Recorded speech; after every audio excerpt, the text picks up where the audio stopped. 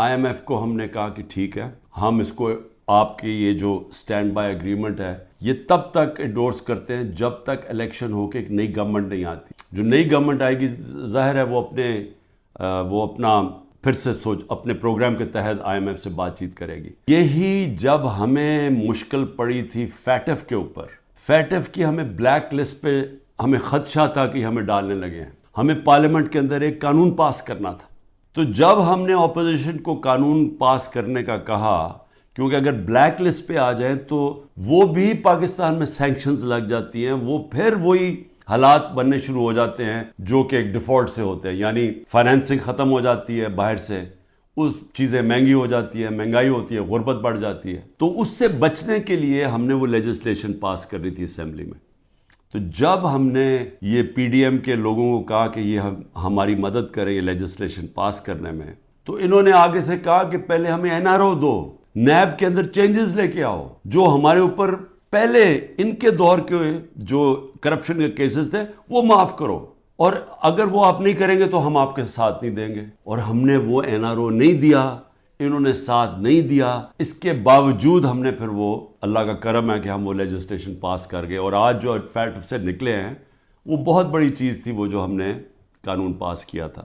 میرے اوپر 180 کیسز بن چکے ہیں. ساری سینئر لیڈرشپ کی یاد اندر ہے کیسز ہیں، اور جو باہر نکلتی ہیں تو ان کو کہتے ہیں کہ جی پہلے کا پارٹی چھوڑو گے نہیں تو ہم آپ کو اندر رکھیں گے. جو ہمارے لیڈرشپ جیل میں ہیں ان کے اوپر انتہا قسم کا پریشر ڈالا جا رہا ہے. جو بھی گلگت بلتستان کے اندر جو ڈرامہ کیا گیا ہے، آپ یہ سوچیں کہ جو ممبرز کے اوپر انہوں نے پریشر ڈالا، ہمارے پاس تو نمبر پورے تھے، پہلے پارلیمنٹ کے اندر گھسنے نہیں دیا، اب اس کے بعد ایک ایک ممبر کے اوپر پریشر ڈالا ہے، وہی کرنے جا رہے ہیں جو کہ انہوں نے آزاد کشمیر میں کیا تھا. تو ایک طرف تو یہ ہو رہا ہے، اور اس کے باوجود ہم، کیونکہ ہمارے ملک کو نقصان نہ ہو، ہم نے یہ فیصلہ کیا ہے کہ ہم اس سٹینڈ بائی اگریمنٹ کو بیکنگ دیتے ہیں تب تک جب تک الیکشن نہیں ہوتی.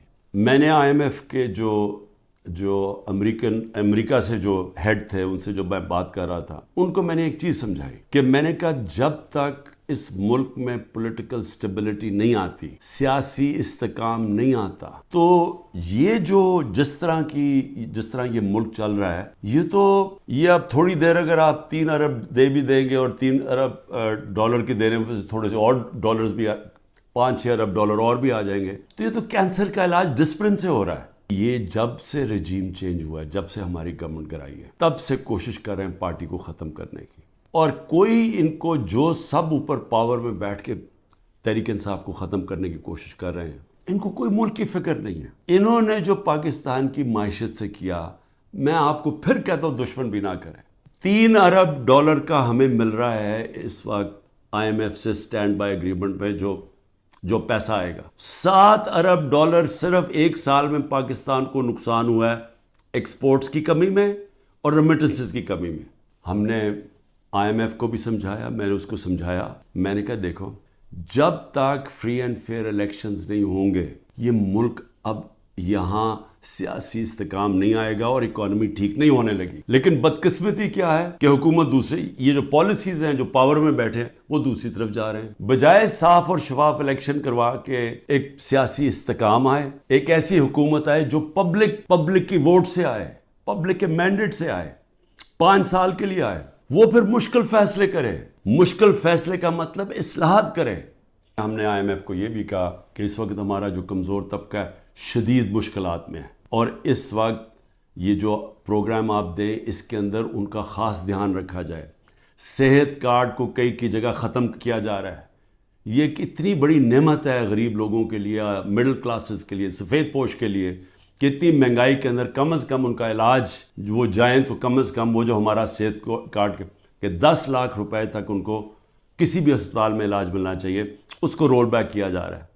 اور دوسری چیز ٹارگٹ سبسڈی جو ہم لانے لگے تھے، کہ بجائے آپ سبسڈائز ایسے کریں کہ پٹرول وہ عمران خان بھی اتنی قیمت کا خریدے اور ایک بیچارہ غریب آدمی بھی اتنے خریدے یا رکشہ والا بھی، ایسا نہیں ہونا چاہیے. ٹارگٹ سبسڈی ہونی چاہیے. یاد رکھیں کہ اگر یہ پولیٹیکل انجینئرنگ کے تحت اسی طرح ایک فراڈلنٹ الیکشن سے، جس طرح کی یہ سندھ میں ابھی الیکشن کرواتے ہیں، اگر اس طرح کے الیکشن سے یہی لوگوں کو واپس لے کے آنا ہے اور ملک کی سب سے بڑی جماعت کو کونے پہ لگانا ہے، ختم کرنے کی جو کوشش کی جا رہی ہے، اس سے سب سے بڑا نقصان پاکستان کی عوام کو ہے، اور 14 مہینے میں جو نقصان ہو چکا ہے یہ مزید اور زیادہ نقصان ہوگا۔ یہ برداشت کر سکتی ہے قوم یا نہیں؟